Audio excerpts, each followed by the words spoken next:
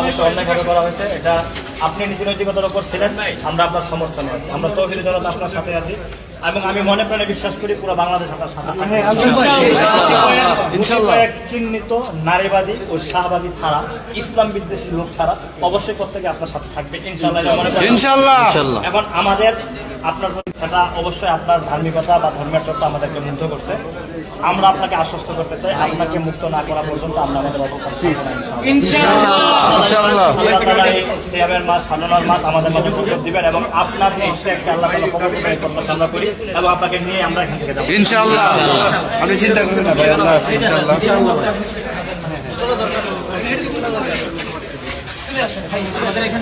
পানি আছে, পানিটা নিয়ে আসো সব ভাই।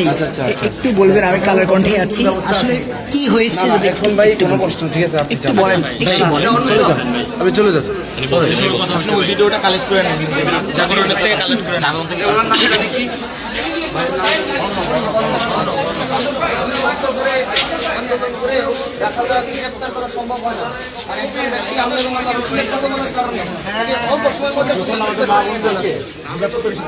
আমাদের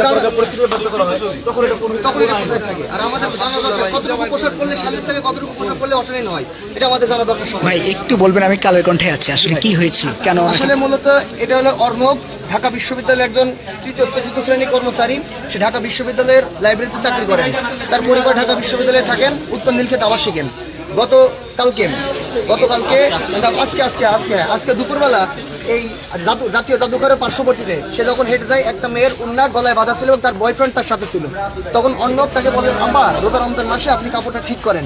তখন মেয়েটা তার দিকে তেড়ে আসে এবং বলে যে আপনি আমাকে হ্যারাস করছেন, আপনি আমাকে টিস করছেন। এবং পরবর্তীতে তখন সে দেখায় যে একটা পর্দানশীল মেয়ে, তখন সে বলে সে মেয়েটা তো পরিপূর্ণ ভালো রকম পর্দা করেই যাচ্ছে, আমি তাকে কি কেন বলবো আপা, আমি তো আপনাকে হ্যারাস করছেন, টিস করছেন, এটা রোজা রমজান মাস, আল্লাহ পাক আপনার হাসরের ময়দানে বিচার করবেন। এরকম তিনি ইসলামিক বক্তব্য তাকে উপস্থাপন করেন। কিন্তু এটা উপদেশ, যেটা আমরা বলি আমর বিল মারুফ নাহি আনিল মুনকার। সামান্য ইসলামের জন্য দাওয়াত দেওয়ার কারণে ঢাকা বিশ্ববিদ্যালয়ের প্রশাসন তার পাশে নেই, তার চাকরিচ্যুত করেছে এবং বাংলাদেশ পুলিশ তাকে অতি দ্রুত গ্রেপ্তার করে এখন জেলবন্দি করে রেখেছেন, এর হাজত রেখে দিয়েছেন। আমরা ধিক্কার জানাই যে রাখাল রাহার মতো একটা কালপিট আল্লাহ এবং আল্লাহ রসুলকে নিয়ে গালি দেয়, তাকে গ্রেপ্তার করতে ব্যর্থ হয়ে বর্তমান প্রশাসন আর সামান্য একটা উপদেশ দেওয়ার কারণে তাকে গ্রেপ্তার করে জেল ঘরে বন্দী করে রাখে। সুতরাং এটা উদ্দেশ্যমূলক, সাদাগী এবং উদ্দেশ্য প্রণোদিত কাঠামোগত ইসলাম বিদ্বেষ। আমরা ঢাকা বিশ্ববিদ্যালয়ের যে গ্রুপ আছে, গ্রুপ দ্বিতীয়তে আমরা দেখলাম শিক্ষার্থী সংখ্যা 2 সেখানে সারা ঢাকা বিশ্ববিদ্যালয়ের অধিকাংশ শিক্ষার্থী অর্ণবের পাশে আছেন, সারা বাংলাদেশের তৌহিদ জনতা অর্ণবের পাশে আছে।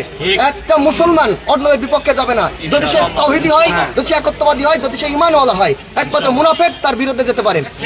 সারা বাংলাদেশের তৌহিদ জনতা বলতে চাই, আজ যদি অর্ণব হেরে যায়, হেরে যাবে মুমিনেরা। অর্ণব যদি হেরে যায়, হেরে যাবে মুমিনেরা। হেরে যায় আর জিতে যাবে শাহবাগীরা, মুনাফিকরা। সুতরাং আমরা দৃঢ়ভাবে সারা বাংলাদেশের জনগণকে অন্যের পক্ষে থাকার জন্য আহ্বান জানাচ্ছি ইনশাআল্লাহ। পুলিশের ঊর্ধ্বতন কর্মকর্তাদের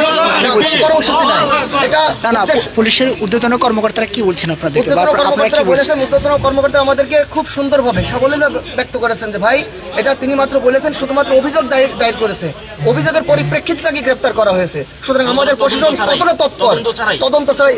তৎপর, তদন্ত তো পরের কথা, সামান্য অভিযোগ আসার সাথে সাথে গ্রেপ্তার হয়েছে।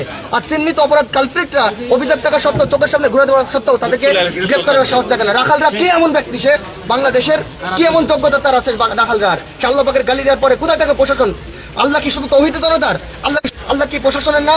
আল্লাহ কি বাংলাদেশ আর্মির না? আল্লাহ কি বাংলাদেশ নৌবাহিনী বিমান বাহিনীর না? আল্লাহ কি শুধু তৌহিদ জনতার? হাসরের ময়দানে প্রত্যেক ব্যক্তিকে আল্লাহ পাকের সামনে দাঁড়াতে হবে। আল্লাহকে গালি দেওয়ার পরে রাখালরা গ্রেপ্তার হয় না, আর সামান্য একজন আল্লাহ পাকে দিনের জন্য আহ্বান করে তাকে গ্রেপ্তার করে নিয়ে অভিযোগের মাধ্যমে গ্রেপ্তার করে। রাখাল দেওয়ার প্রশ্নে প্রত্যেক ব্যক্তিকে আল্লাহ পাকের সামনে দাঁড়াতে হবে, প্রত্যেক ব্যক্তিকে দাঁড়াতে হবে। সেনা প্রধান হোক, পুলিশ প্রধান হোক, আর্মি প্রধান হোক, বিজেপি প্রধান হোক, নৌবাহিনী প্রধান হোক, প্রত্যেক ব্যক্তিকে আল্লাহ পাকের সামনে দাঁড়াতে। আল্লাহ পাকে গালি দিয়েছে রাখালরা, তাকে গ্রেপ্তার করে হিম্মত দেখাতে পারে না, দৃঢ় ব্যক্তিকে গ্রেপ্তার করে জেলবন্দি করে রাখে। এর বিরুদ্ধে আমরা দৃঢ়হীনভাবে ডাক্তার উপস্থাপন করি যে অনতি বিলম্বে আমাদের অর্ণবকে ছেড়ে দিতে হবে।